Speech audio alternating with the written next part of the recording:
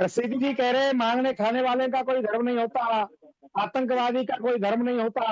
और मैं तो कह रहा हूँ पूरा नियोजित है, पूरा कैसे ये लोग केवल भीख नहीं मांग रहे हैं, में जाकर के घर घर में महिलाओं से बात करते हैं, घर में कौन है, बाद में उस घर में चोरी होती है, डकैती होती है। पूरा गिरोह चल रहा है, पूरा नियोजित तरीके से चल रहा है, अकस्मात नहीं है। दो तरीके हैं, एक तो भीख मांगो साधु का वेश बना करके और हिंदू धर्म को बदनाम करो कि देखो हिंदू धर्म के लोग ऐसा करते हैं, क्योंकि लाल कपड़ा पहन करके घूम रहे हैं गलियों में, तो एक तो हिंदू धर्म बदनाम होगा। तीसरा, हिंदू धर्म के लोगों के घर में चोरी चपाटी करते हैं, डकैती करते हैं, छीना चोरी करते हैं, इनका काम ही है। और इनको पता है कि जो जिस धर्म के हैं वहां तो कुछ मिलना नहीं है, वहां तो खुद ही भुखमंगे हैं। बांग्लादेश से भक्ते आ रहे हैं, अफगानिस्तान से भक्ते आ रहे हैं, इनका काम ही है चोरा चोरी करना, और पूरा नियोजित हो रहा है, इनको सिखाया पढ़ाया जा रहा है।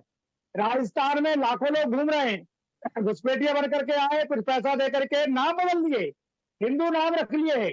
ये सब अकस्मात नहीं हो रहा है। पर मैं कहता हूं कि सरकार कोई ऐसा कानून बनाए, सभी अखाड़े अपने संतों को हम परमिट देते बना करके, उनका पर्चा पत्र होता है, अखाड़े का पर्चा पत्र बना के देते हम लोग कुंभ में। जो लोग सही में साधु है, एक तो साधु गली गली में जाके भीख नहीं मांगेगा, भीख में और भिक्षा में अंतर है।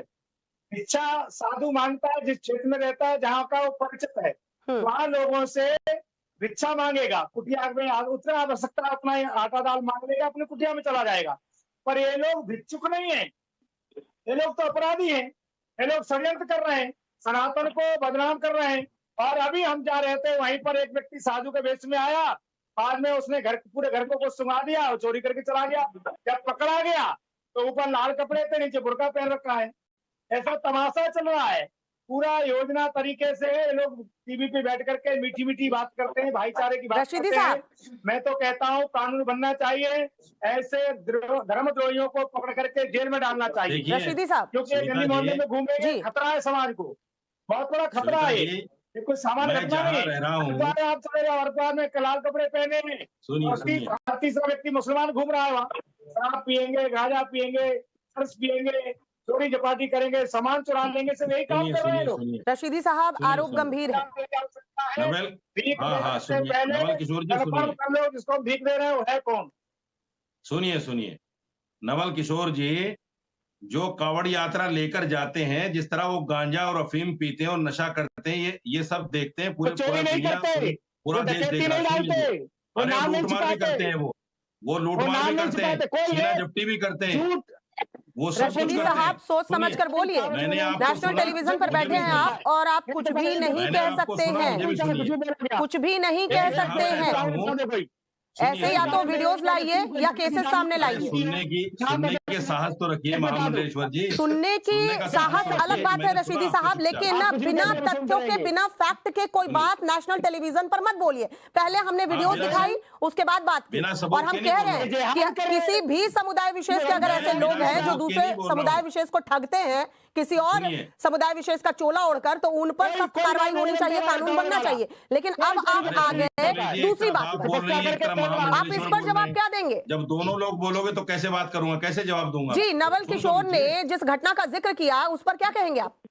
मैं कह रहा हूं, सुनिए, मैं जहां रहता हूं ये माता सुंदरी रोड है, और यहाँ अक्सर मुसलमान रहते हैं। यहाँ रोजाना कोई ना कोई भगवा कपड़े में आता है और वो घर घर कुंडी बजा के मांगता है, और हम देते हैं उनको। ऐसा थोड़ी है कि पता करने की कोशिश की है, जरा पता करने की कोशिश की है कि कौन है। ऐसा तो कम ही देखने को मिलता है कि कोई इलाका एक वर्ग विशेष का हो और वहां पर संत समाज के लोग पहुंचे और वहां वो भिक्षा मांगे। जगत गुरु राम दिनेशाचार्य जी, ये भी एक बदनाम करने की साजिश है।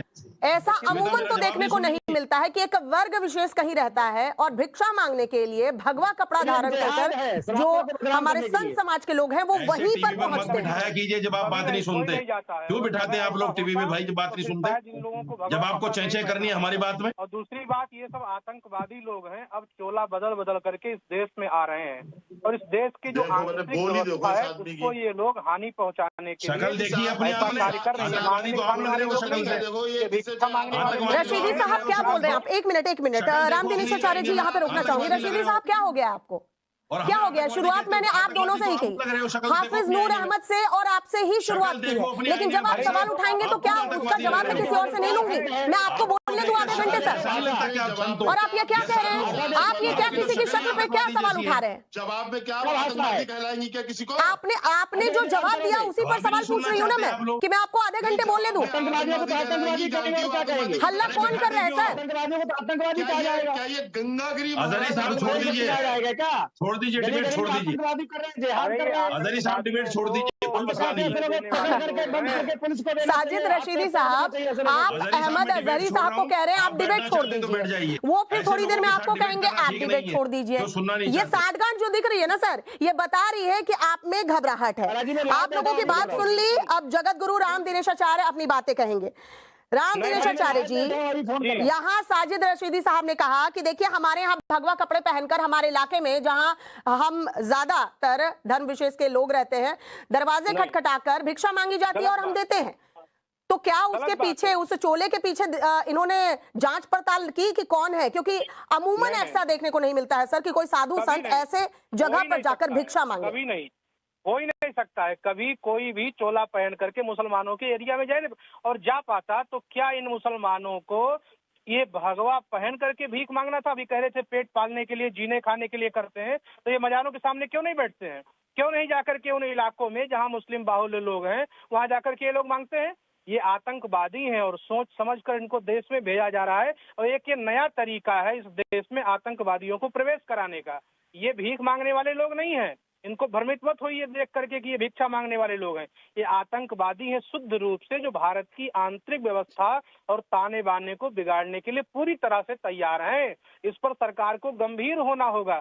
साधु महात्मा आईडी बनाएंगे, कार्ड बनाएंगे, कितने लोगों का बनाएंगे?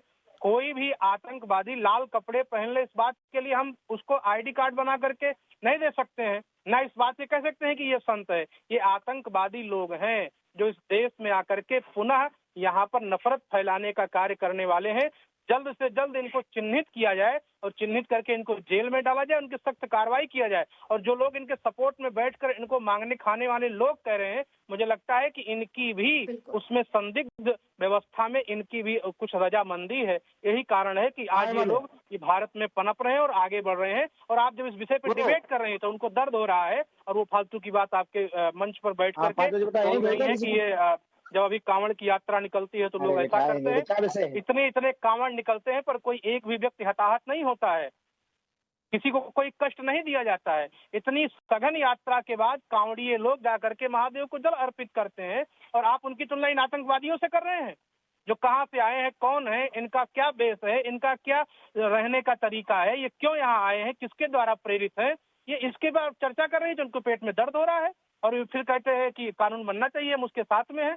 ऐसे लोग ही लोगों को प्राश्रय देते हैं, और यही कारण है, प्राश्रय देने के कारण आतंकवादी घटना हमारे देश में होती है, क्योंकि इनके साथ भी लोग खड़े रहते हैं और कहते हैं मांगने खाने वाले लोग हैं। ये तो कह करके निकल गए मांगने खाने वाले लोग हैं। कल यही जब बम के बन करके और बम के दस्तक बन करके विस्फोट करेंगे, तब कोई सामने खड़ा नहीं होगा, तब ले जा करके उनको रखेंगे और कहेंगे कि नहीं नहीं ये तो मुसलमान है और इनका तो वो होना चाहिए।